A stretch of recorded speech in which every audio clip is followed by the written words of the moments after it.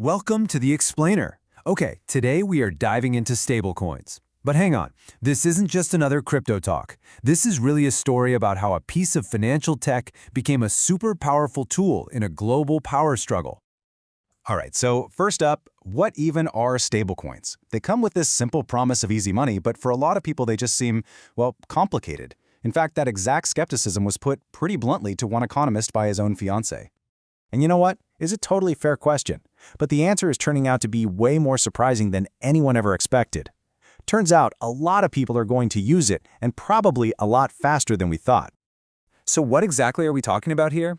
Well, unlike the wild roller coaster ride you get with something like Bitcoin, stablecoins are built for, well, stability. They're basically digital tokens pegged one-to-one to a real-world currency like the US dollar, and that makes them incredibly useful for things like payments and sending money around. For years, this whole thing has been a pretty fringe market. But the analysis we're exploring today suggests the game could completely flip if a huge piece of legislation, projected for as early as 2025, yanks stablecoins out of the shadows and right into the mainstream. Now, what's really striking here is just how fast this happened, and with such strong bipartisan support. I mean, this wasn't some controversial bill just barely squeaking by. It absolutely flew through Congress in a couple of months before getting signed into law. So the crucial point here is that this act basically creates a clear, official rulebook. It demands that stablecoins are fully backed by real dollars or super safe assets. It forces them to be transparent with strict audits, and it sets up real government supervision.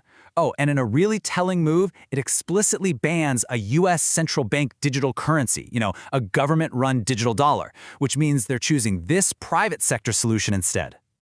And with these new clear rules of the road, boom, a massive wave of disruption was unleashed, aimed squarely at the old, slow, and frankly expensive ways we move money across the globe. And the immediate impact was just staggering. McKinsey put out a number suggesting this new tech could slash the costs of sending money across borders by up to 80%. I mean, just look at the difference here. It's night and day. The old way, using the Swift banking network, could take up to 5 days and costs on average over 6%. The new way, it's instant, it's always on, and the fee is usually less than $1. Now, this whole idea, it might sound brand new, but we've actually seen something like this before. Think back to the Eurodollars in the 20th century. Those were just US dollars held in foreign banks, outside of direct American regulation. They started small, but they eventually grew to reinforce the dollar's power across the globe. We're seeing a very similar pattern here. An innovation that started outside the system is now being brought inside to make the system even stronger. Which brings us to Section 4, the dollar's secret weapon. This all leads to a really big question, the one you're probably asking yourself right now.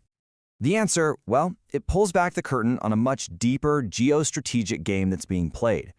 This isn't just about faster payments. It's about shoring up the very foundation of America's economic power.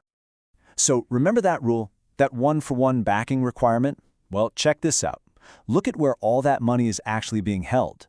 Over 90% of the assets backing these globally used stablecoins are US Treasury bonds. And this right here is the big reveal, coming straight from the Treasury Secretary's mouth. Every single dollar, or euro, or yen that someone, somewhere in the world, converts into a dollar-backed stablecoin creates direct demand for US government debt. It's a genius way to export the dollar and import capital. And the scale we're talking about here is just mind-boggling. Projections are suggesting this could funnel trillions of dollars into US debt markets by 2030. This isn't some niche financial product anymore. It's becoming a core pillar of US macroeconomic strategy. So what happens when one major player on the global chessboard makes a move this aggressive? Well, the game begins. You get a scramble for a new financial world order as this US strategy sends shockwaves through the entire system, forcing every other nation to figure out its next move. From Washington's perspective, this is a brilliant play to lock in the dollar's dominance in the new digital age. But if you're sitting in Europe, it looks like an economic attack, a tsunami, as one European policy expert called it, that's designed to undermine the euro and suck capital right out of the continent. And this is why regulating stablecoins isn't just about money anymore. It's become a critical matter of national security. On the one hand, it strengthens the power of US sanctions, but on the other, if it's left unchecked, these exact same tools could be used by rogue states or terrorist groups to get around those very sanctions. It's turned into this high-stakes race to control the new plumbing of global finance. But of course, there's another, much more cynical way to look at all this. Some commentators see this not as some strategic masterstroke, but as a desperate move by a government drowning in debt, basically creating a new, sneaky way to finance itself. Which leaves us with the final, massive question. Are we looking at a brilliant innovation that secures the dollar's future for another generation?